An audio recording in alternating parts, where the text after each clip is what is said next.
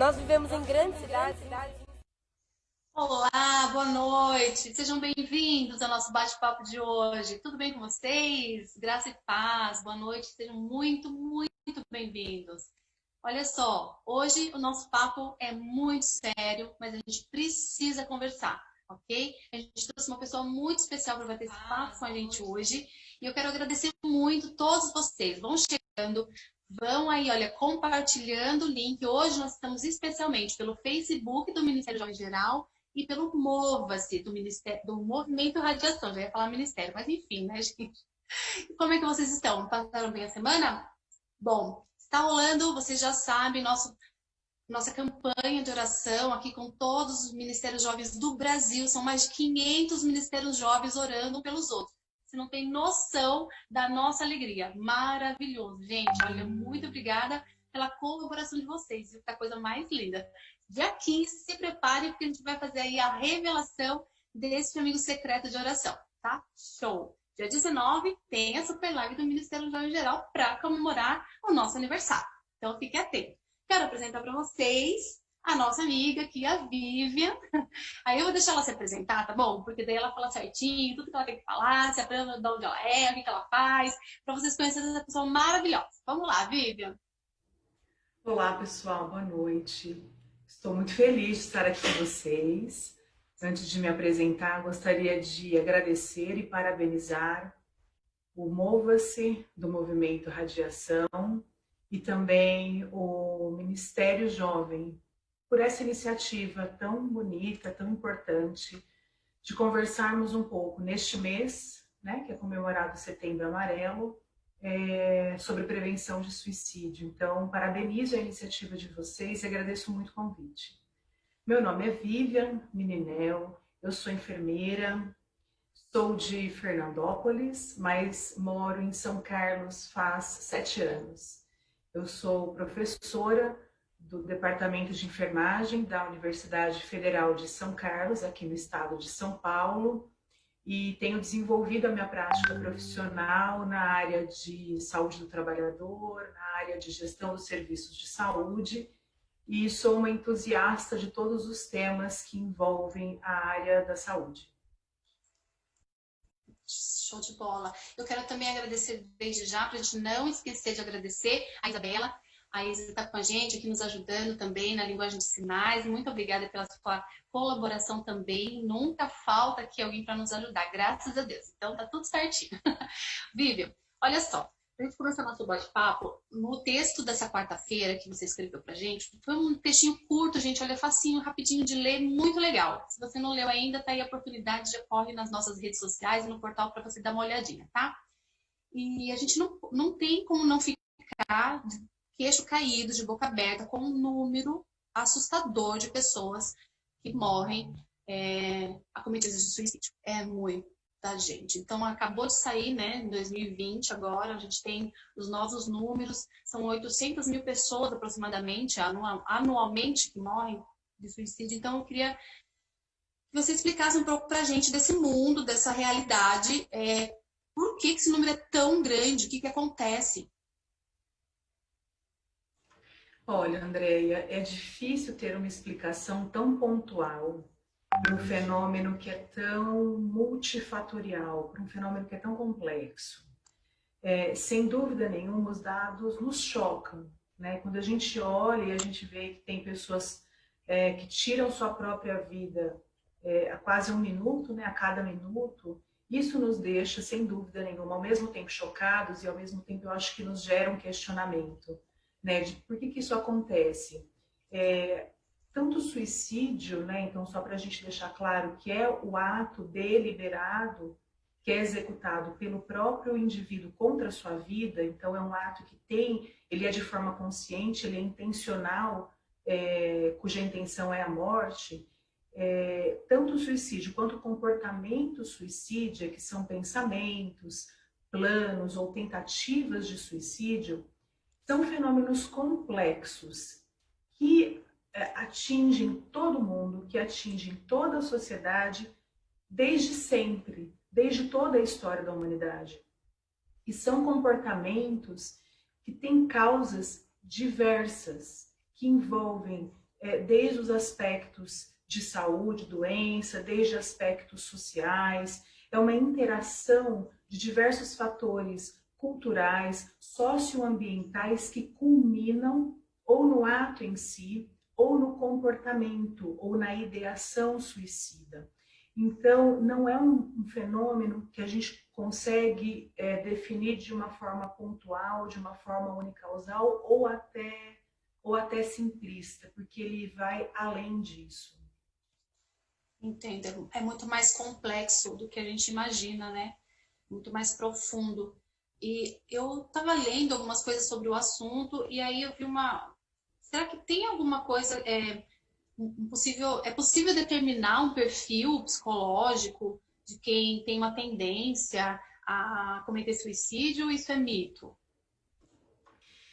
Olha, determinar um perfil é mito, não é possível determinar. O que os órgãos de saúde, as instituições de saúde apontam são fatores de risco que são associados ao comportamento suicida.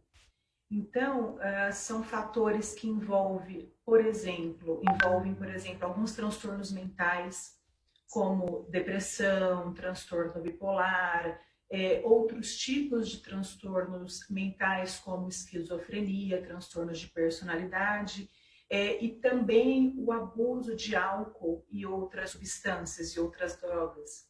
Tem também fatores que são psicoemocionais, como, por exemplo, perdas, né? Às vezes a pessoa lida com perdas, e a gente tem vivido muito isso no momento da pandemia, histórico de abuso, seja abuso físico ou abuso sexual na infância, alguns tipos de instabilidade de humor, desespero, desesperança, desamparo.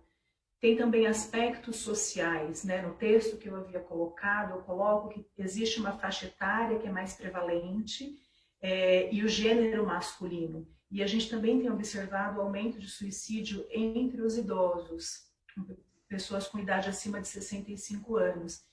E esses aspectos sociais, como desemprego, aposentadoria, isolamento social, situações de vulnerabilidade, como moradores de rua, falta de suporte, de apoio familiar, ou de apoio social, ou de serviços de saúde. Então, são uma série de fatores, as próprias questões de gênero, de orientação sexual e como a sociedade lida com isso, podem ser disparadores de comportamentos suicidas. E tem um fator que eu acho que chama muito a atenção, que é o histórico de tentativas prévias de suicídio. Pessoas que já tentaram o suicídio, eles têm uma probabilidade de 5 a 6 vezes maior de tentar novamente. Então, são fatores que eles não determinam um perfil, mas eles estão associados. Isso nos deixa em alarme, porque todos nós, em algum momento da vida, vivemos situações de perdas, situações de desespero, de desesperança, de desamparo. Então, isso mostra como todos nós estamos suscetíveis a termos esse tipo de pensamento negativo, pensamentos mais pessimistas, de desespero, de desesperança. É verdade, eu concordo com você completamente. Eu estava fazendo um trabalho, foi uma live também que eu participei essa semana e a gente comentava justamente sobre isso. E eu falei assim, gente, eu nunca tive um pensamento suicida, assim, né, quero tirar minha vida, mas pensamentos do tipo, por que eu existo? Qual que é o meu propósito de vida? Por que eu tô aqui? Qual que é a minha missão, né? Sabe quando você não entende a importância da sua vida, enfim. Então, esse tipo de pensamentos, eu acho que é muito comum entre as pessoas. E a gente estava falando agora há pouco você comentou sobre a idade, né? A idade média, que agora tem os mais idosos, mas é importante a gente citar aqui para o pessoal também essa faixa etária que atinge mais os meninos, né? São mais os homens, e essa faixa etária, sabe por quê? Porque a gente lida justamente com essa galera. Então, pra gente é muito difícil. A gente sabe de caso, a gente conhece. Então, eu queria que você falasse um pouquinho sobre esse cuidado que a gente tem que ter com... Lógico que a gente tem que ter cuidado com todo mundo, mas com essa faixa etária. que a gente tem que prestar atenção nesse pessoal? Olha, de fato, né, a faixa etária entre 15 a 29 anos, ela é uma faixa etária mais exposta mesmo, né? É onde está a maior prevalência dos casos de suicídio e também é maior entre os meninos. Claro que isso não quer dizer que não aconteça em outras faixas etárias e que não aconteça com meninos ou com mulheres, né? Mas é uma faixa Sim. etária mais prevalente. E eu acho que isso nos leva a refletir por que que isso acontece. A gente não tem essas respostas prontas, né? A gente consegue analisar um pouco esses fatores de risco, mas a gente não consegue ter uma definição clara sobre isso. O que a gente consegue analisar e olhar é que a gente precisa ficar atento aos fatores que indicam alguma situação que pode ser sugestiva.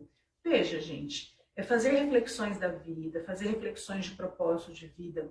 Acho que isso faz parte da existência humana, né? Assim, muitas vezes não se conformar com a realidade, não se conformar como as coisas estão, muitas vezes se revoltar com injustiça social, se revoltar muitas vezes com destruição da natureza, alguns comportamentos danosos que umas pessoas têm contra as outras. Acho que tudo isso faz parte da vida. Como a gente vai lidar, como que a gente vai conseguir não deixar que isso nos coloque para baixo, acho que são outros fatores, né? Eu acho que o que é importante deixar muito claro, Andréia, é que o suicídio, ou a tentativa de suicídio, eles são preveníveis. É possível ter a prevenção.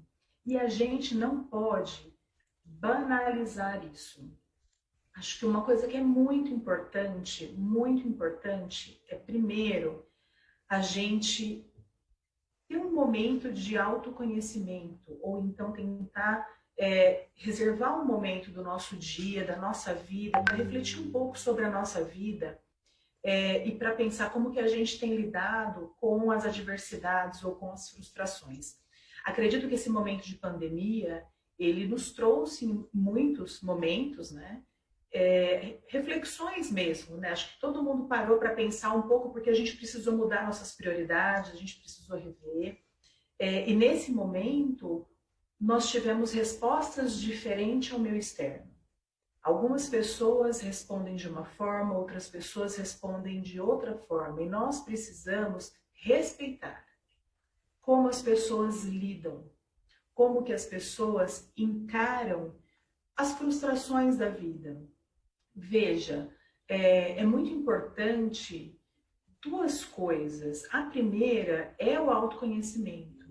Então, nesse movimento de reflexão, se você tiver um problema, reconheça esse problema, não guarda embaixo do tapete, não finge que ele não existe, né? Todos nós, se não todos, a maioria de nós temos assuntos às vezes mal resolvidos, mágoas que não foram tratadas, e não adianta a gente fingir que elas não existem, porque eventualmente elas podem voltar de uma forma muito mais agressiva e muito mais danosa para a nossa saúde biopsicossocial e espiritual.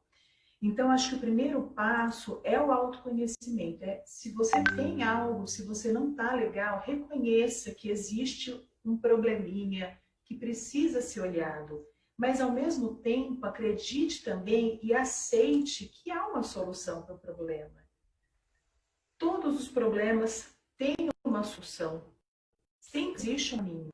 Sempre existe uma oportunidade, uma possibilidade, por mais que em um momento de sofrimento a gente não consiga enxergar isso. Por isso que ao mesmo tempo que a gente precisa ter esse movimento, a gente precisa, paralelamente, buscar rede de apoio, para que a gente consiga compartilhar os nossos problemas. Pode ser a rede familiar, para quem tem, pode ser a rede de amigos, pode ser a rede de profissionais de saúde.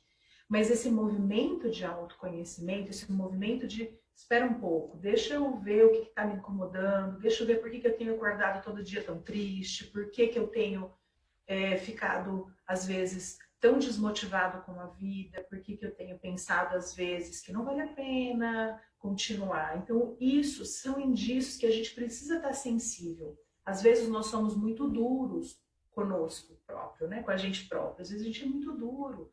Às vezes a gente se cobra muito. Às vezes a gente não se permite ter e compreender alguns sentimentos que a gente tem. Momentos de tristeza, momento em que a gente perde a esperança. E a gente precisa entender esses sentimentos e buscar estratégias para sair destes sentimentos, não deixar que eles nos levem para um caminho que não vai ser um caminho bom. É verdade, tá certíssima você. Como a gente lida com o Ministério de Jovens e a gente atende das mais variadas idades, meninos e meninas, muitas vezes desesperados, e você nunca imagina na tua cabeça que uma pessoa que tem a vida toda pela frente, né, que a gente encara assim a juventude como eles são brilhantes, né, eu digo que eles são brilhantes, e a gente não entende, é difícil, né, eu queria entender, a gente dá uma dica, de repente, ensinar alguma técnica, alguma coisa, ou falar com os líderes, tem muito líder de Ministério Jovem assistindo a gente hoje, tenho certeza que a galera está assistindo aí, como identificar, como proceder, é legal você criar um grupo na igreja, de repente, né, lá na tua comunidade, com a tua igreja, para atender pessoas que estão... O Mova-se faz isso, né? Até é bom a gente explicar um pouquinho sobre o Mova-se, que eu acho interessante isso também, atender famílias, as pessoas que estão com problema, as famílias, a comunidade em volta, porque o suicídio choca todo mundo. Ele traz um choque de realidade, ele traz culpa. As pessoas que estão em volta, os amigos, a família, eles se sentem culpados, porque todo mundo pensa, como eu não percebi? Por que eu não fiz alguma coisa? Mas isso depois que já aconteceu. Eu falo porque eu já vi, ó, me arrepia. Falo porque já aconteceu, eu já vi pessoas comentando desse jeito. E aí já é tarde, aí já foi. Então a gente, já que a gente consegue prever, a gente consegue trabalhar isso antes, então a gente precisa entender os caminhos. E eu acho que é interessante, então, a gente explicar. Dá para montar um grupo, a gente pode atender essas pessoas, como fazer isso? André, eu vou tentar organizar a linha em três pontos, né? Eu acho que o primeiro, você falou do Mova-se, eu só vou fazer essa observação do Mova-se, que tem feito um trabalho... Isso, o Mova-se, ele é uma ação que faz parte do movimento Radiação, e é um espaço para discussão, para compreensão e para ampliação de perspectivas sobre o mundo, né? O mundo que nós vivemos, e ao mesmo tempo um espaço para falar do amor de Deus. Se vocês não conhecem ainda, eu recomendo muito que vocês entrem no Instagram do Mova-se, porque o pessoal é brilhante, as postagens são muito boas, são temas muito atuais e que nós muitas vezes temos dúvidas e conflitos. E aí o primeiro ponto que eu queria colocar é que a gente precisa conversar sobre dúvidas e conflitos. Primeiro porque a gente não vive mais sob dogmas que não podem, dogmas e tabus que são indiscutíveis. Tudo é discutível. Nós estamos inseridos num contexto diverso, nós lidamos com pessoas diversas e nós somos seres únicos, plurais, diversos e subjetivos. Então, nós temos leituras de realidade e a gente tem que conversar sobre isso. Então, eu acho que o primeiro ponto é a gente precisa ampliar o diálogo nos espaços que nós ocupamos, isso inclui a igreja. As igrejas, independente de quais sejam, nós precisamos abrir espaço para a gente conversar sobre assuntos que sempre foram tabus e que nós sempre tratamos como verdades absolutas e que, na verdade, não, a gente precisa conversar sobre isso. Eu acho que esse que é o primeiro ponto. O segundo ponto é um ponto que eu quero falar, e dando continuidade à fala anterior, que é olhar para o autocuidado. Então, nós estávamos falando um pouco de reflexão, a gente estava falando um pouco do olhar para quem somos, e aí a própria organização de saúde, ela traz alguns fatores de proteção que podem reduzir o risco do suicídio. Então, veja, eu ainda estou falando da dimensão individual, para nós olharmos para nós próprios. Quais seriam esses riscos? A gente tentar buscar relacionamentos que são significativos. Estou falando de relacionamento amoroso necessariamente, estou falando de relações. Nós precisamos ter rede de apoio. Veja, às vezes vocês estão ouvindo e vocês vivem em contextos que eu desconheço. Talvez vocês não tenham família por N razões, talvez vocês não encontram essa rede de apoio. Saibam que, ainda que você não tenha ninguém, você consegue contar com o serviço de saúde como sendo um lugar de apoio. Se você pertence a alguma igreja, ou algum outro tipo de prática, ou algum outro tipo de grupo, que este também seja a sua rede de apoio. Muitos têm a família como rede de apoio, muitos têm amigos, colegas de faculdade, de colégio, de trabalho. E para quem não tem, é importante buscar uma rede de relações significativas, de confiança, de apoio. É muito importante, quem está dizendo isso não sou eu, é a Organização Mundial da Saúde, depois eu posso deixar o link para vocês nos comentários, é ter uma crença religiosa, cultural ou étnica. Veja, é muito importante nós termos e praticarmos a fé, o amor próprio e ao próximo. São fatores indispensáveis. A questão da espiritualidade, e aí eu estou falando de espiritualidade olhando para a questão da fé mesmo, tem estudos, tem áreas de estudos que analisam isso e a relação disso com os processos de saúde e de doença. Então, veja, tem uma relevância, a gente precisa fortalecer isso. É muito importante buscar envolvimento, comprometimento na comunidade que a gente vive.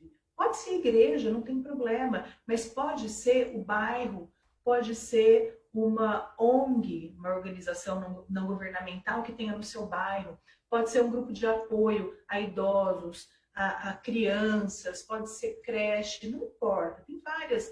A gente consegue identificar cada um no seu bairro, vários lugares que a gente pode se vincular e isso fortalece as nossas relações, fortalece a nossa interação social. Usem de forma inteligente o tempo de lazer de vocês. Veja, a gente vive num mundo privilegiado porque a gente tem acesso, a gente consegue visitar um museu do outro lado do mundo conectando pela internet. Então a gente precisa usar melhor o nosso tempo de lazer e não ficar gastando tempo em coisas que não são construtivas.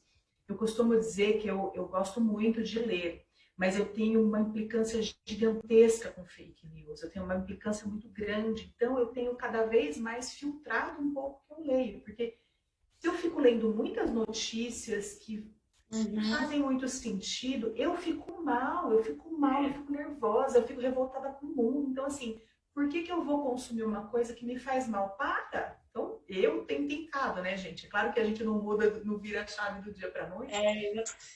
Mas, assim, é um exercício, tudo é exercício. O amor é exercício, a fé é exercício e usar melhor o nosso tempo é exercício. E a gente precisa fazer isso. E, por fim, é entender que a gente tem no Brasil uma coisa espetacular, que se chama Sistema Único de Saúde, que é um sistema público, que apesar de ser muito criticado, porque ele tem algumas dificuldades de acesso, ele tem uma rede muito boa para atenção psicossocial, que são os Centros de Apoio Psicossocial, ou os CAPs. Então, reconheça essa rede onde você mora, reconheça qual é a unidade de saúde mais próxima a você, reconheça quais são os CAPs que tem, porque tem uma equipe própria, preparada para isso. Então, aqui eu encerro o meu segundo ponto, que é o ponto do autocuidado. Não sei se a Andréia tem alguma dúvida, senão eu sigo. Pode continuar, tranquilo até aqui. E aí, então a gente vira a questão do autocuidado, do autoconhecimento. O terceiro é o cuidado com o outro. E aí eu acho que eu entro um pouco na sua pergunta de como que a gente pode se ajudar e se apoiar. E aí o primeiro ponto, eu sou cheia de pontos, gente. É coisa de professora, a gente vai dividindo o raciocínio, né? Então, dentro desse ponto, eu tenho 4 pontos para destacar, né? O primeiro dele é empatia. Empatia é o exercício de nós nos colocarmos no lugar do outro. Eu não consigo ajudar ninguém se eu não me colocar no lugar dessa pessoa. Nós estamos vivendo um momento de isolamento social. Tá meio bagunçado, né, a questão do distanciamento, mas nós ainda estamos com muitos casos, muitas mortes, e a gente tem uma realidade de distanciamento social. Muitas pessoas lidam de uma forma tranquila com essa questão, de ficar sem ver a família, de ficar sem conviver com os amigos. Tem gente que lida muito bem, mas tem gente que não lida. Tem gente que deprime, tem gente que tem crises de ansiedade, tem gente que tem crises de pânico. O meu papel não é julgar o outro. O meu papel não é achar que aquilo, é frescura, não sabe como lidar, é gente fraca, é geração mimimi. Não tem isso, gente. Cada pessoa lida com as adversidades, com as frustrações de uma forma. E eu preciso, para entendê-la, me colocar no lugar dela, tentar entender como ela está vendo aquele ponto de vista. Porque se eu ficar no meu lugar, se eu ficar tentando ajudar o outro em cima daquilo que eu acredito que é verdade, acabou, eu já destruí essa relação. E isso entra no segundo ponto, que é não julgue. Não julgue. A gente não pode, de forma alguma, julgar ou atribuir valor para o sentimento ou para a vivência da outra pessoa. Veja, se eu quero ajudar alguém, eu preciso entender, tentar entender, me colocando no lugar dessa pessoa, e eu não posso julgar. É muito danoso quando a gente usa alguns termos, e eu acho que a gente tem que cada vez mais se exercitar para parar de usar alguns termos que a gente escuta, não reflete e reproduz, e que são danosos, e que afastam as pessoas. Como a gente escuta muito esse termo, né? É uma geração Nutella, é geração mimimi, é geração que não aguenta, não sabe lidar com as coisas. Isso não contribui em nada, gente. Não tem como eu comparar a geração dos meus pais com a minha e a minha com a próxima geração. São mundos diferentes, são contextos diferentes. Nós somos seres que nós somos frutos de processos históricos e sociais. O que eu sou hoje, ele tem fatores biológicos hereditários, mas ele tem uma coisa que é histórica e que é social. Eu sou fruto do meio que eu vivo, como meus pais eram e como as gerações mais jovens serão. É diferente. Eu costumo brincar que eu fui ter meu celular com 20 anos de idade. Presta atenção, gente. E não era smartphone, era um tijolinho que só ligava. Veja, eu não sou tão velha assim. E a gente já tem uma tecnologia absurda. Já as crianças de 4 ou 5 anos já têm celular, já se dominam. Então, assim, sim, somos gerações diferentes, lidamos com o meio de forma diferente, e não é meu papel achar que a minha geração era melhor ou que a outra geração era melhor e que essa geração é muito fraca. Porque isso é danoso, isso não constrói. Se a gente quer ajudar o outro, a gente tem que construir pontes e não muros. Se eu construo muros, eu não ajudo. Se eu vou no alto da minha... me coloco num lugar de superioridade, ou se eu me coloco num lugar de que a minha leitura da realidade é melhor, porque eu lido melhor com as coisas, acabou a comunicação. Então, a gente tem que estar sensível ao outro, a gente tem que exercer a empatia e parar com o julgamento em todas as áreas. A gente precisa, porque isso é muito feio em primeiro lugar, em segundo, que é danoso para as relações, inclusive ou talvez especialmente dentro das igrejas. Um terceiro ponto é combater mitos. Mitos, combater fake news, especialmente relacionados à questão do suicídio. E aí eu vou trazer algumas coisas, e aí a gente tem que prestar atenção, porque a gente reproduz coisas. Muitas vezes a gente não pensa, a gente reproduz. E a gente vai ter que pensar um pouquinho. Tem alguns a gente usa muito a palavra estigma, né? Que é essa questão de rótulos, que a gente às vezes atribui às pessoas e que a gente tem que parar de fazer. Muitas vezes a gente fala assim, mas a pessoa quer se matar, é problema dela, é decisão dela, ela tem o livre-arbítrio, ela tem o direito de se matar. Veja, é uma coisa, lógico que todo mundo tem livre-arbítrio, mas a gente está falando de um problema muito sério, a gente está falando de um problema muito grave. E quando a gente fala que não tem nada a fazer, a gente já está dizendo que não tem como ajudar, que não tem como prevenir, e isso é um mito, isso é uma mentira, porque tem formas de apoio, tem formas de ajuda. E o que a gente precisa entender é que a pessoa que tem comportamentos ou ideação suicida, ele está num processo de sofrimento psíquico, mental, que altera o julgamento da realidade. Não é uma pessoa que está olhando para a realidade como uma pessoa que não tem essa ideação está. Então não adianta novamente eu achar que porque eu não estou me sentindo daquela forma, que eu não tenho o que fazer, a pessoa quer fazer, deixar ela. Então esse é um dos mitos que a gente precisa desconstruir. Outro que é muito propagado e que é muito ruim é, quem fala não faz. Pessoa que fica falando que vai se matar, porque não vai, porque se ela fosse, ela não ia ficar falando. Isso é mito, gente, isso não faz sentido. Os estudos mostram, e isso é reforçado pelo Ministério da Saúde, pela Organização de Saúde, que a maioria das pessoas suicidas ou com comportamentos suicidas, elas dão sinais, sim, e que devem ser levadas a sério. Geralmente, elas mostram ou verbalizam dias ou semanas antes de retirar a própria vida. Então, a gente não pode falar esse tipo de coisa. É covarde.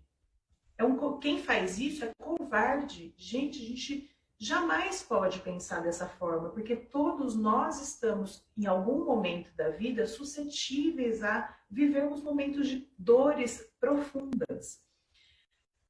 Então, essa questão de que quem quer matar não avisa ninguém, se quiser faz direito, se quiser ser mesmo, está fazendo para chamar atenção, isso tem que sair da nossa vida, do nosso comportamento e da nossa fala, se a gente quiser se colocar no lugar de ajuda. Isso precisa sair do nosso vocabulário, porque isso não é verdade e não ajuda. Outro mito é, uma vez que a pessoa tentou suicídio, ela vai ser sempre uma pessoa que vai ter tendências suicidas. Também não é verdade, tem tratamento. Se tem prevenção, é porque tem tratamento e tem como sair disso. E isso é muito importante. Se tem alguém aqui que já vivenciou situações assim, ou que conheceu alguém que vivenciou situações assim, tem saída, tem prevenção e tem saída. Então a gente não deve generalizar. E aí a gente não deve atribuir rótulos às pessoas. A gente tem uma mania feia de atribuir rótulos, às vezes apelido às pessoas por conta de um comportamento que a pessoa teve.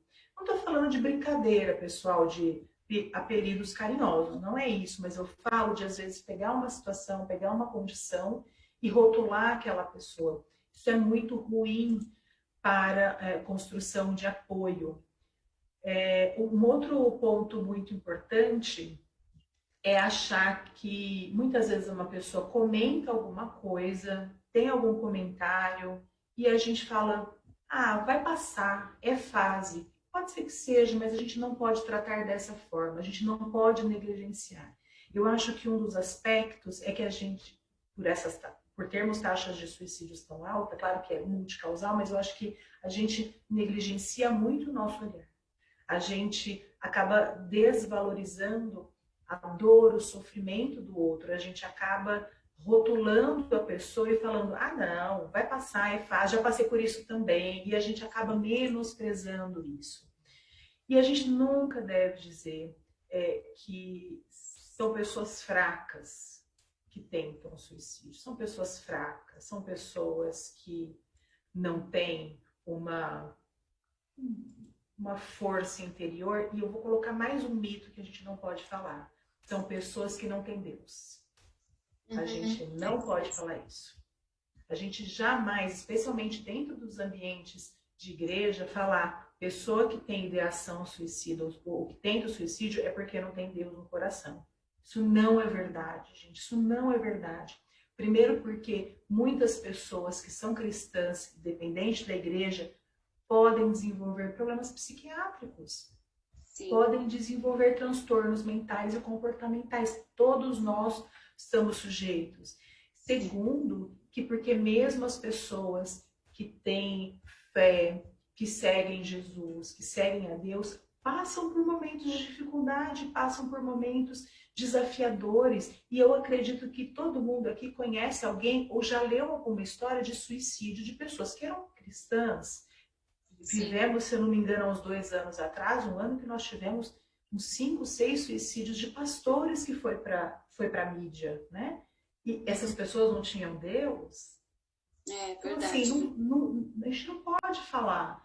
Mesmo porque a gente tem gente que convive com a gente dentro da mesma igreja, da mesma comunidade, do mesmo movimento, e que vivem isso. Então, gente, não é isso.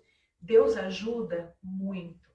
A fé ajuda muito. Mas isso não quer dizer que nós estamos protegidos, nós estamos blindados, porque nós não estamos. Então, cuidado com essa questão de ficar reproduzindo essas frases e essas falas. O terceiro ponto é prestar atenção aos sinais, expressões e comentários que são sugestivos, como por exemplo, eu preferia estar morto. Ou então, queria poder dormir e nunca mais acordar. Ou então, eu vou deixar vocês em paz. Ou ainda, caso a gente não se encontre novamente. São frases que precisa subir um alerta, seja no nosso meio, seja onde quer que nós estejamos. São indícios de que tem alguma coisa que não está legal. Muitas vezes a gente tem visto também isso pela mídia, que muitas pessoas que se suicidam, eles acabam deixando mensagens de despedida, ou bilhetes, ou então na própria internet, no próprio Facebook. Isso é um sinal, a gente não pode desvalorizar isso, a gente não pode negligenciar. Um outro sinal muito importante é a questão da automutilação, que é um outro assunto que a gente precisa conversar.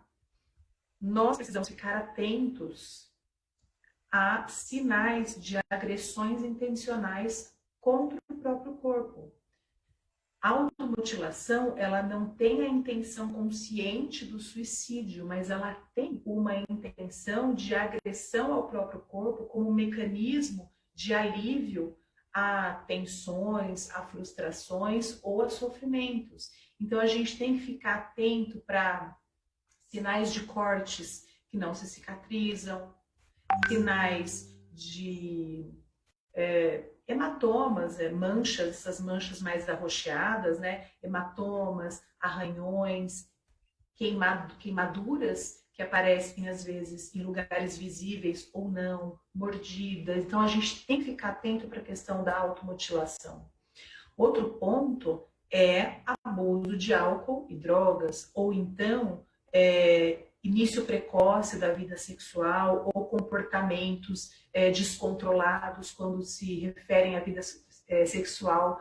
Veja, esses são mecanismos que as pessoas usam e os jovens usam muito como estratégias de enfrentamento, muitas vezes, por traumas, sofrimentos e frustrações. E a gente tem que ficar sensível a isso. Porque viver é muito bom, se divertir é muito bom, mas tudo que é abusivo, tudo que coloca em risco a sua saúde, e eu vou sempre falar biofísica, né? Biopsico, social e espiritual, tudo que coloca em risco, precisa subir um alerta da família, dos amigos. A gente precisa ficar atento aos sinais de tristeza profunda, aos sinais de angústia, aos sinais de perda de interesse em atividades que são cotidianas, perdas de interesse de viver, de se socializar, que podem ser sinais sugestivos de depressão. Veja, não significa que quem tem esses sinais, eles necessariamente estão ou tem ideação suicida ou tem comportamento suicida, mas quer dizer que isso precisa nos chamar a atenção, porque muitas vezes essa pessoa precisa de ajuda. E a gente precisa ficar atento a isso. E tomar também, ficar muito, muito sensível a pessoas que vivem momentos de muitos problemas, de muitas fragilidades. E isso pode gerar uma sobrecarga emocional muito grande. Né? Então, muitas pessoas demonstram cansaço, ficam cabisbaixos, tem aquela sensação de carregar o mundo nas costas. Então, esses sinais também são sinais sugestivos de sofrimento. E, por fim, que é o quarto ponto, como que a gente lida? Né? Como que a gente faz isso? Não tem uma estratégia única, porque cada situação é uma situação. O que a gente precisa entender? Eu acho que primeiro é saber da nossa limitação. Que até um ponto nós conseguimos auxiliar, mas a gente não vai conseguir auxiliar sempre porque nós não temos formação na área. Então esse é um primeiro ponto. O segundo é encontrar um momento apropriado para abordar o assunto. Não adianta a gente levar para uma roda de conversa situações que devem ser tratadas individualmente. A gente tem que tomar muito cuidado, porque além de tudo isso é antiético, você pode acabar expondo alguma pessoa. Então tem que ter uma delicadeza, tem que ter uma sensibilidade muito grande para como falar, quando falar, cuidado ao falar, né? Às vezes não falar junto com o pai, com mãe, ou com outro namorado, namorada, marido, mulher, colega. A gente precisa ser muito perspicaz nisso. E o mais importante é deixar sempre a porta aberta, para que a pessoa saiba que você está ali para ouvi-la. A gente não adianta a gente chegar com um monte de soluções para a pessoa, não adianta. O que a gente precisa dizer é assim: olha, eu estou aqui. Saiba que eu estou aqui. Você quer conversar? Não quer? Não tem problema. Eu vou estar aqui. E quando achar esse momento para conversar, lembra que a gente não julga mais. Né? Tem que lembrar sempre que a gente não julga mais. Que a gente não está cheio de verdade absoluta. E que a gente não sabe o que a pessoa está fazendo. A gente exercita a empatia para tentar entender o ponto de vista da pessoa. Mas eu não sei o que a pessoa está passando, como as pessoas não sabem o que eu estou passando. Então, a gente não pode ter essa pretensão de conversar com a pessoa achando que eu sei o que ela está vivendo, porque eu não sei. Então, seja ouvidos com uma mente aberta e ofereça o seu apoio. Incentive as pessoas, caso você perceba, a buscar ajuda de profissionais. Hoje a gente tem atendimento virtual, a gente tem o teleatendimento, que inclusive é feito por psicólogos, por psiquiatras. É importante apoio psicológico, é importante terapia. Esse negócio, mais um mito de quem faz terapia, de quem é doido, de quem faz terapia. Isso não existe, isso é uma mentira gigante, é um mito gigantesco, é fake total. Não façam isso. É muito importante. Não tem problema fazer psicólogo. Nenhum. A gente não vai no dentista? A gente vai no dentista, não vai? Porque a gente precisa. As meninas não vão em manicure, não vão em cabeleireiro. Os meninos vão na barbearia. Por que a gente vai? Porque a gente necessita de um serviço que sozinho a gente não vai fazer. É a mesma coisa. Só que não é uma coisa visível. O dente está ali. A psique não está, o emocional não está, mas a gente também precisa desse cuidado. E ótimo, não tem problema nenhum buscar ajuda. Incentive as pessoas a buscarem. E lembre-se que, dependendo da situação, ofereça apoio para ir com essa pessoa, se for o caso. Às vezes a gente tem realidades, às vezes, jovens que não se sentem confortáveis de contar com o pai, com a mãe. Não tem problema. Seja essa ponte de apoio, ofereça apoio. E lembre-se, não é você que vai resolver o problema da pessoa. Não é a pessoa com suporte. É a própria pessoa com ajuda. É claro que a gente precisa, se for em situações drásticas, né, que envolvem um risco imediato, aí, claro, não deixe essa pessoa sozinha, né? E se você sabe de situações muito próximas ao suicídio, então, assim, tente não deixar a pessoa sozinha, tente tirar tudo que pode oferecer risco perto dela.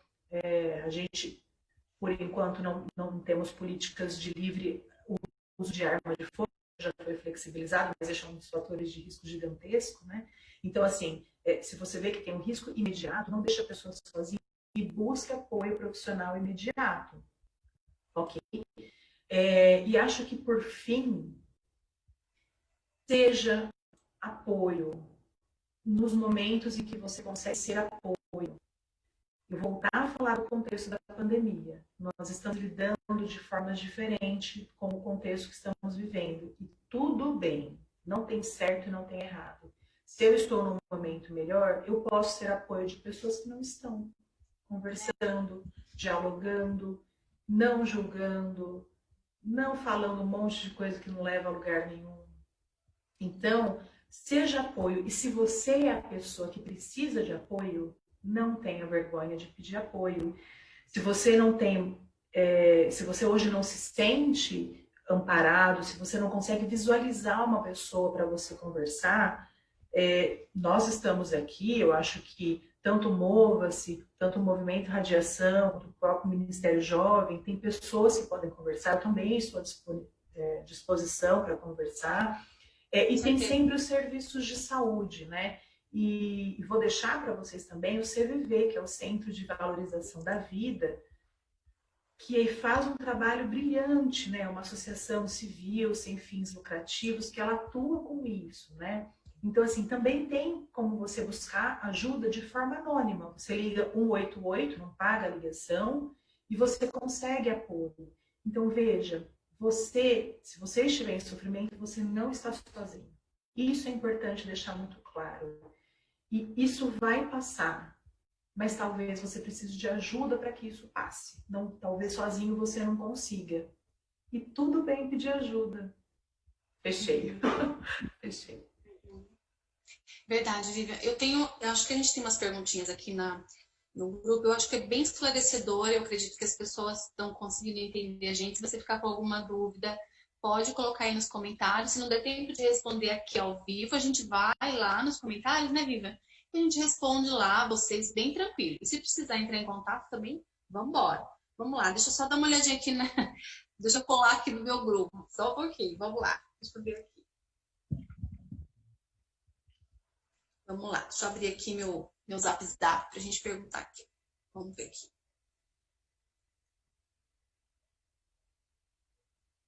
Tem uma que eu acho que é boa, assim, olha, a gente acho que confunde um pouco. Tem como a gente diferenciar tristeza de depressão?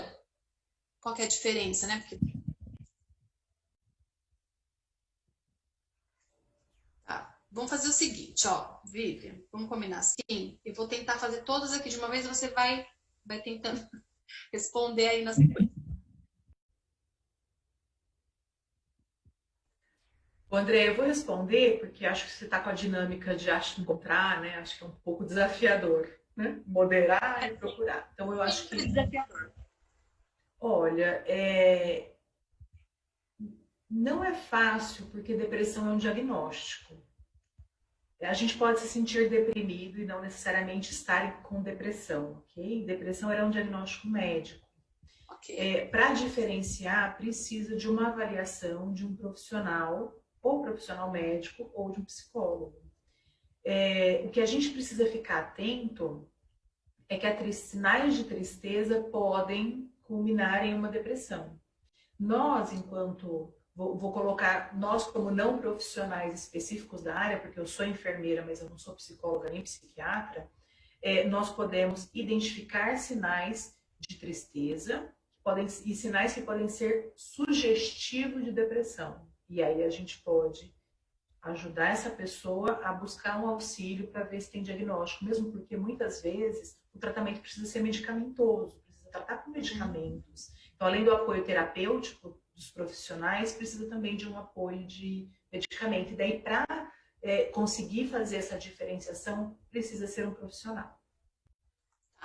É comum, já vou fazer aqui para você, ó. É comum É muito comum a gente ver amigos, familiares próximos das pessoas que sofrem depressão dizerem que a pessoa está doente, né? Aquela coisa que a gente falou agora há pouco, de chamar atenção, como e aí eu penso assim, como que a gente pode ajudar a mudar essa cultura das pessoas, né? De ficar banalizando o sentimento dos outros, né? O sofrimento das outras pessoas. Porque isso é uma coisa da nossa cabeça. A gente também precisa ter essa mudança, né? Para poder ajudar os outros. Eu acho que é conversando, dialogando, e combatendo aquilo que que não é verdadeiro, né? Que é mentiroso, que é fake. A gente precisa conversar. A gente precisa, de fato, construir um novo modelo, uma nova cultura no nosso meio, quebrando alguns paradigmas. E a gente sempre parte do pressuposto que a dor do outro é verdadeira. É muito maquiavélico a gente partir do pressuposto de que o que a pessoa está falando é um fingimento. A gente vai partir do pressuposto, a gente acabou de julgar a pessoa.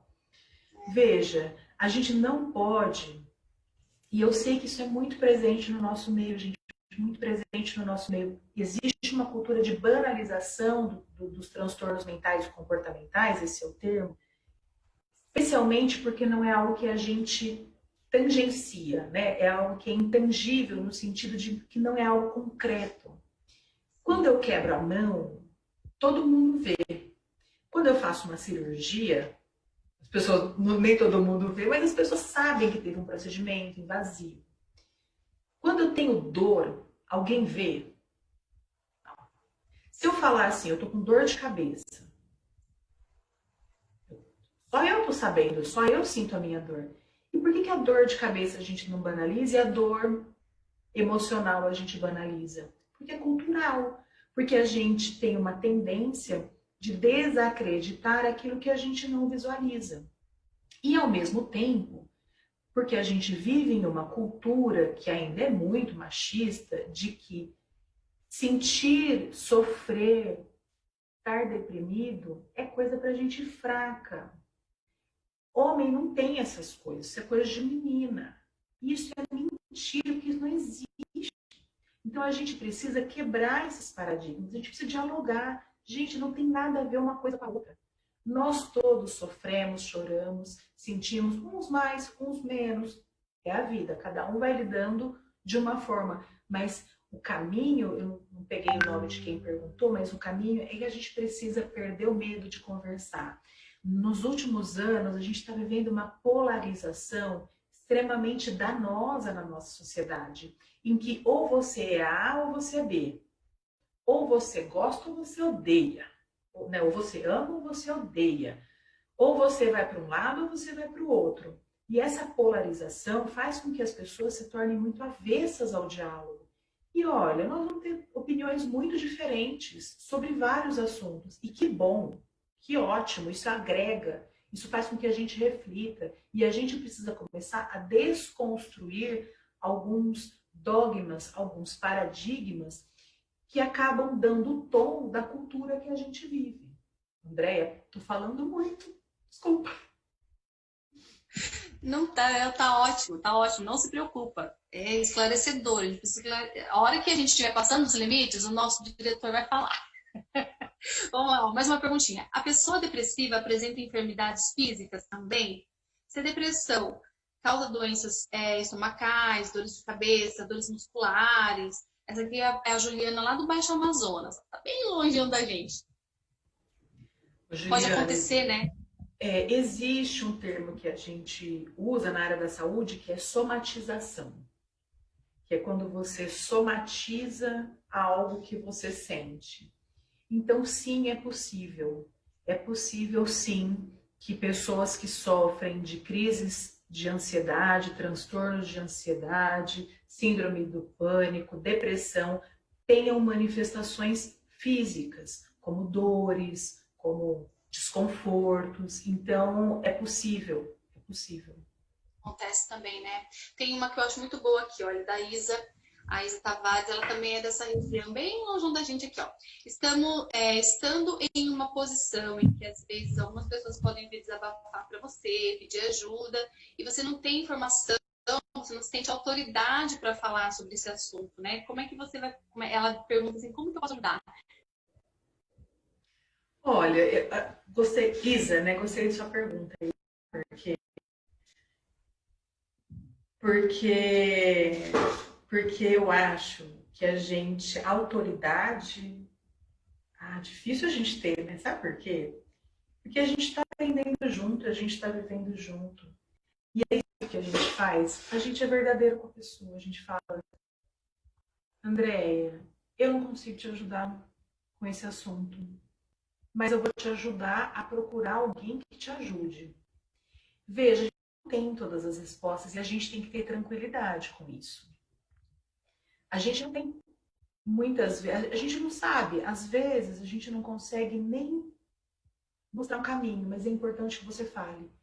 Eu não sei o que fazer agora, eu não sei o que te dizer agora, mas eu quero te dizer que eu tô aqui.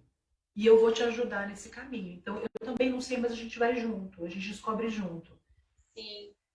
Pega na mão e vamos juntos. Não, não tem problema não saber. Não tem problema. É o Mas início. mesmo, mas mostre o apoio. A gente, mesmo eu sendo profissional da área da saúde, a gente sempre se é confrontado com situações em que a gente não sabe como reagir, que às vezes a gente fala, olha, nesse exato momento eu não sei o que te dizer, mas eu tô aqui, conta comigo, fica comigo, a gente vai passar por isso juntas, me dá a mão, né? Ninguém solta a mão de ninguém. E é isso, não tem problema não estar no lugar em que a gente consiga ajudar, mas esteja num lugar que você pelo menos vai ajudar e apoiar a pessoa a buscar encontrar essa ajuda. É verdade. Até porque acho que o principal ela já tem, que é a questão do amor, a questão da empatia, de estar acessível, disposta a ouvir. Isso já é muito. E não é a Isa de longe, não, que eu tava confundindo, tá? É a nossa Izinha aqui do Novo, pertinho da gente. Vamos lá, tem mais uma, vamos ver. Além de ajudar encaminhando a um profissional da área, no momento em que a pessoa desabafa, o que seria bom a gente falar na hora ali que ela falou que ela tá falou o que está acontecendo, o que ela pode dizer na hora para a pessoa? Gente, isso é muito variado isso, porque depende muito da relação que a gente estabelece. Eu vou tentar exemplificar para a gente, para ver se ajuda. Uma coisa é eu estar com a minha mãe, com uma amiga muito íntima. Eu tenho outro tipo de relação. Eu posso abraçar, eu posso fazer uma oração, porque eu tenho liberdade para fazer isso. Eu posso chorar junto, eu posso. Eu tenho outros elementos. Outra coisa é eu estar num ambiente que eu não conheço muito minha pessoa. Então, tudo vai depender de qual é o vínculo que a gente tem. O que eu sempre penso é assim: se alguém me pede ajuda, é porque alguma abertura eu dei e algum vínculo eu dei. Então, esse é o primeiro ponto. O que falar, a gente não tem palavras, mas eu acho que vale a pena vocês mostrarem para a pessoa que tem saída, que é possível mudar o rumo da vida. E é possível, gente, não é discurso furado. Assim, a gente sempre tem que traçar paralelo com doenças físicas. A pessoa que tem uma pressão alta, tem tratamento. Tem tratamento, ele pode sair dessa. Se for precoce, e aí é uma coisa interessante, porque quanto mais precoce for, melhor é o resultado. Se for precoce, a pessoa consegue ter uma vida saudável, e é a mesma coisa. Então, use palavras de apoio, de conforto, de suporte. E veja, mostre para as pessoas que elas são amadas. A gente precisa exercitar mais o humor. Eu sei que está difícil, porque a gente não pode se abraçar, né, gente? Então a gente tem que demonstrar o amor de máscara, com 2 metros de distanciamento e com cheiro de álcool no ambiente. Então é mais desafiador. Mas mostre para a pessoa que você se importa com ela. Que, da mesma forma que você se importa, mais pessoas se importam. Por mais que a pessoa que esteja vivendo esse momento não enxergue isso. E mostre por palavras, por atos, pelos gestos, que tem saída, que é possível sair e que ela pode retomar a vida, ela pode retomar os sonhos, ela pode voltar a sonhar, porque é possível. É claro que precisa de investimento, gente. As coisas não são nada é do dia para a noite, nada, absolutamente nada.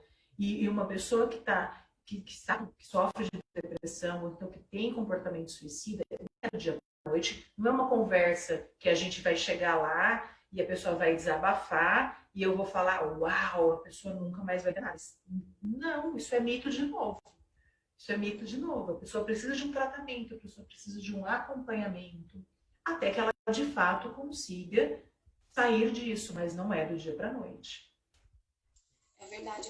Pessoal, como é que tá aqui? A gente tem mais perguntas? Alguém me dá uma... Quanto tempo tem? Como é que tá? Pra gente, né? Ciência aqui, né, Lívia? Eu diria, Lívia, você pode confirmar isso para mim? A fé, uma das coisas que a gente comentou, acho que a gente só confirmar para o pessoal aqui, né? A fé ela é determinante para a cura. Eu não usaria a palavra determinante. Eu acho uma auxiliadora. Eu acho que ela ajuda. Mas eu acho que, de novo, a gente também não pode falar que porque a pessoa tem fé, ela vai sair disso. Exatamente. Então, é aquele cuidado que a gente tem que ter, né? Vou citar um exemplo de novo com uma doença física. Câncer. A pessoa desenvolveu um câncer.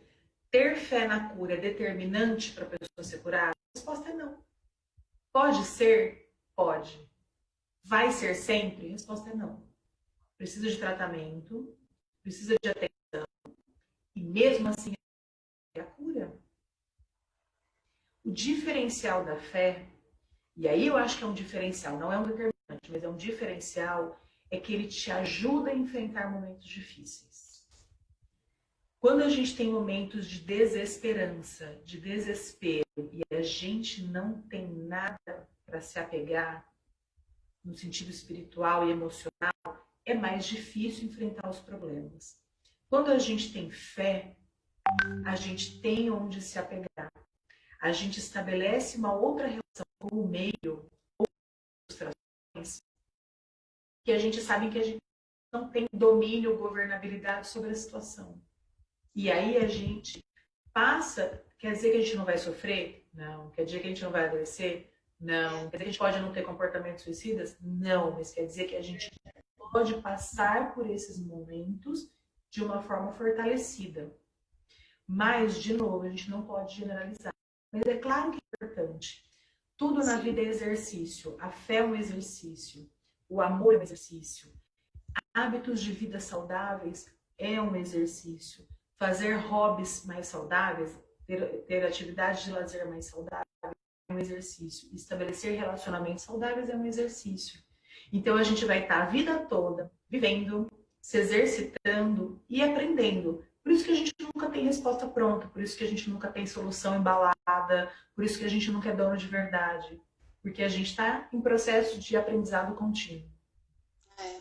Todos nós aprendendo a cada dia. As situações vão mudando, o mundo vai mudando e as informações vão chegando para a gente também. Imagina, há pouco tempo atrás a gente jamais ia imaginar que ia passar por uma pandemia dessa como esse ano. A gente estava aí cheio de planos, cheio de objetivos, e aí aconteceu tudo isso e a gente tem que se readaptar a essa nova realidade, esse novo normal. E uma das coisas é saber atender, ajudar pessoas nessa situação de dor, né? E que estão passando por isso também, mesmo estando isolados, né, uns dos outros, mesmo nessa situação toda. Vivi, é muito bom conversar com você. Meu Deus, fica aqui há horas. Eu só queria deixar mais uma palavrinha. Claro, pode. Que é uma palavra que acho que é uma dica, né, para todo mundo, mas especialmente para se tiver algum líder de jovem escutando. Capacitem-se para lidar com as coisas. Eu estudei bastante para vir conversar com vocês. Eu sou da área, eu pesquiso o assunto e eu estudei. Depois eu vou colocar nos comentários todos os links que eu pesquisei. cartilhas, diretrizes. E por que eu estou falando isso? Porque a gente precisa se capacitar para oferecer apoio, especialmente quem está em posição de liderança. Para vocês montarem um bate-papo, você tem preparo? Vocês sabem, né? Todo mundo sabe. Eu estou querendo dizer preparo para a área da saúde, né? Para lidar com esse tema e com outros temas. Então, não dá para montar qualquer roda de conversa, qualquer grupo de apoio sem ter capacitação. Eu vou deixar um link também de um site que ele está Prevenção e Vida. Ele está oferecendo 2 cursos gratuitos, são cursos de curta duração sobre prevenção de suicídio e prevenção de automutilação. Maravilhoso. Eu acho muito importante todos entenderem que cada foco que a gente tem, hoje a gente está falando de suicídio, depois a gente pode estar falando de problema de casamento, de relacionamento, de drogas, de sexo. A gente tem que se capacitar e a gente tem que buscar da melhor forma possível nos instrumentalizar, né, nos apropriar para conseguir ajudar de uma forma melhor. Então, só queria deixar essa mensagem porque eu acho importante a gente falar que a gente tem que estudar mesmo, a gente tem que ler mesmo e a gente tem que buscar informação e isso é muito legal porque a gente se sente mais preparado, mais rápido, a gente melhor sobre as coisas. Então, não percam isso de vista, caso você seja uma liderança e queira talvez montar um grupo, montar um pequeno grupo, montar uma sala de bate-papo para abordar temas específicos. Então, busque informações sólidas, informações consistentes, porque isso vai te dar muito mais flexibilidade para capacitação, flexibilidade para fazer a moderação e a mediação. É isso. Excelente, muito bem, porque a gente não pode deixar de aprender. De alguma maneira, a gente precisa saber que nós já somos uma rede de apoio, né? A gente já se coloca nessa situação, então a gente precisa, assim, da forma que a gente estuda homilética, faz oratória para poder passar boas mensagens no púlpito, a gente também precisa se capacitar em outras áreas, não é? Vivi, olha, muito obrigada. A gente está acreditando, passou super rapidinho, né, Vivi? Foi muito bom conversar com você. Eu espero que o pessoal tenha gostado. Vou deixar aqui alguns links, a Vivi vai anotar aqui nos comentários tudo que ela falou aqui, de para vocês observarem, os também até eu vou querer fazer. E a gente vai para vocês. Qualquer coisa que vocês precisarem, tiverem dúvidas, pode entrar em contato conosco ou com o MOVA, se a Vivi está lá, tem uma rede de apoio do MOVA, que é do Movimento Radiação. Nós aqui do Ministério Jovem em Geral também, sempre vocês podem contar com a gente. Tem uma equipe aqui que ama vocês, que está aqui pronto para o que deve tá bom? E se a gente não tiver, a gente vai ajudar, né? Porque falou que a gente não tem todas as respostas, a gente vai atrás. Gente, muito obrigada, viu, por esse papo bacana, por esse papo inteligente, né? Esclarecedor. Espero que vocês tenham gostado. A gente está aqui, semana que vem a gente tem mais. Vamos aproveitar esse final de semana. Eu sei que tem muitas festas acontecendo por aí nesse final de semana para comemorar o Dia do Jovem, da IGNE, Promessis, coisa mais linda, muita festa. Festa virtual, por favor. Virtual, né? Porque eu já tô assim, festa não, só virtual, gente. Só virtual, sabe, tudo assim, mas enfim, como puder, né, faça e comemore. Gente, obrigada, viu? Um abração para todo mundo. Obrigada por acompanhar a nossa live, compartilha com todo mundo aí. Depois a gente vai subir esse vídeo lá pro YouTube também, para assistir à vontade depois e compartilhar com seus amigos, ok? Então, um abração para vocês e bem obrigada. Quer dar uma palavrinha aí final? Queria sim agradecer a vocês mais uma vez pelo espaço para discutir esse assunto. Eu estou super à disposição quando precisarem, também estou à disposição de vocês. Se quiserem, é muito fácil me achar, eu estou nas redes sociais, eu estou à disposição, o Movimento Radiação também está à disposição. E se cuidem, pessoal, se cuidem em todos os sentidos. De vocês. Um beijo e bom final de semana.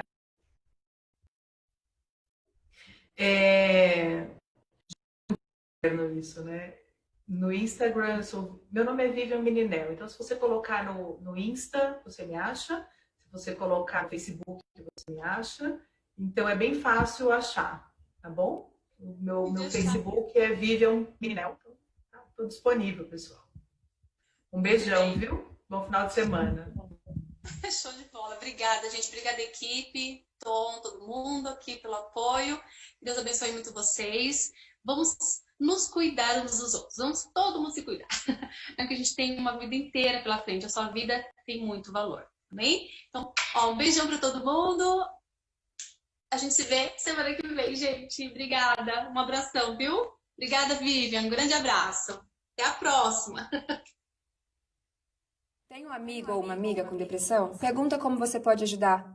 Escutar o que ela tem a dizer já é um ótimo começo. E entender a dor dela também. Depressão não é frescura. E nem é coisa só de adulto. A gente também tem. E por isso que é tão difícil de identificar. Muita gente acha que essa é uma fase ruim e que a gente não tem nada mais com que se preocupar além de estudar e passar de ano. Nada disso. Esse é um assunto bem sério e real. E só quem tem, entende o que sente. A melhor ajuda que você pode dar é tentar entender. Julgar só vai atrapalhar a recuperação do seu amigo ou da sua amiga. E se é você que está passando por isso, peça ajuda. Pode parecer muito difícil, mas tudo muda depois que você se permite. Conta para alguém de confiança. Seu professor, um amigão seu, ou seus pais. Faça terapia. Conversar com um psicólogo, nossa, ajuda pra caramba. Guardar o que tá sentindo não é bom. Acredite, fica insuportável. Tem gente que pensa até em se matar. E na real, quando a gente tá com depressão, o que a gente quer matar de verdade é a dor que a gente sente. Então jogue tudo isso pra fora. Converse.